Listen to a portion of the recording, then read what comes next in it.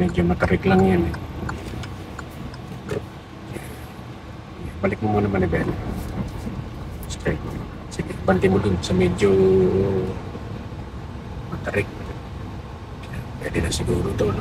Ito ba? Oo, sige, stop mo na. Okay, lagay mo muna sa neutral. Handbrake mo muna. Okay, sige, alisin mo yung mga paa mo.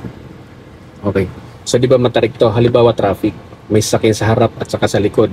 Ngayon, ang gagamitin mo ay first gear. Sige, lagay mo ng first gear. Clutch down. First gear, yung paa mo sa brake pedal, lagay mo. Sige, lagay mo. Tapos baba mo tong handbrake. Sige, baba. Okay. So ngayon, dahil paahon to, kapag binitawan mo yung brake pedal mo, aatras na yun. Kaya habang itataas mo yung clutch, naka-brake ka. Sige, taas mo ng unti-unti, mararamdaman mo. Pag nanginig, i-hold mo siya dun kung saan siya manginginig yung paa mo sa clutch. Okay? Sige. Mararamdaman mo yan. Sige pa, konti pa. Sige pa, konti pa. Yan, i-hold mo dyan ha. Subukan mong alisin yung paa mo sa brake pedal. Yan, pero yung clutch, wag mo muna alisin yung clutch mo ha. Sige, alis ng brake. Sige. O, naatras pa, di ba? Okay, brake ka muna.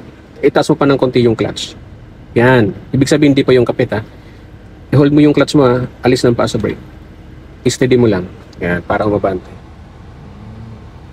Ganyan ang ginagawa. Ibig sabihin, kaya ka umatras kanina, kulang pa yung taas mo sa clutch o yung angat mo sa clutch. Sige, ulitin mo ulit. Huwag mo lang sobrahan para hindi mamatay. Yan, pwede na yan. O, konting taas pa, konti pa. Yan, steady mo lang. Hanggang sa umaabante siya.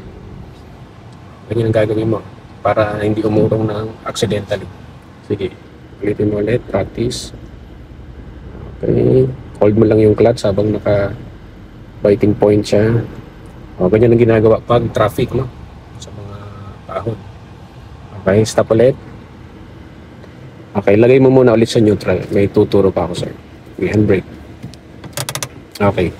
So, ang method na to, ito naman yung gagamitin natin. Hindi na yung brake pedal. Tapos, yung paa mong kanan, nakatapat na sa gas. Okay, sige. Clutch down ka muna. Clutch down, tapos lagay mo ng first gear. Hawak ka sa handbrake. Kaya, huwag mo na ibaba, ready mo lang. Ngayon, habang naka-ready yung sa handbrake, itataas mo yung paa mo sa clutch. Ganun pa rin, manginginig pa rin siya. Tapos, hold. Pag nakuha mo na yon, sabay baba ng handbrake. Sige, go. Tapos igagasan ko ba po? Oo, may kasabay na yung gas. Sige. Hanggang biting point lang ulit si clutch hanggang manginginig. Katulad kanina. Yan. Okay, baba handbrake. Okay. O, sabay gas. Okay, so tama yun.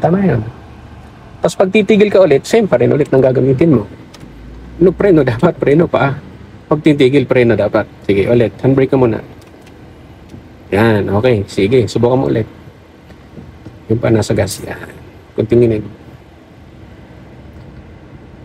Yan, okay. Baba handbrake. Yan, sabay gas. Sige, abante ka na. O, ganyan ang gagawin mo. Depende sa iyo kung ano saan mas madali. Kung yung kanina or yung handbrake. Ang mahalaga lang, hindi ka atras. Para wala kang makurungan sa likod. Ano ayos pa? Yan ang ginagawa sa sa paahon. Sige, go, diretso tayo.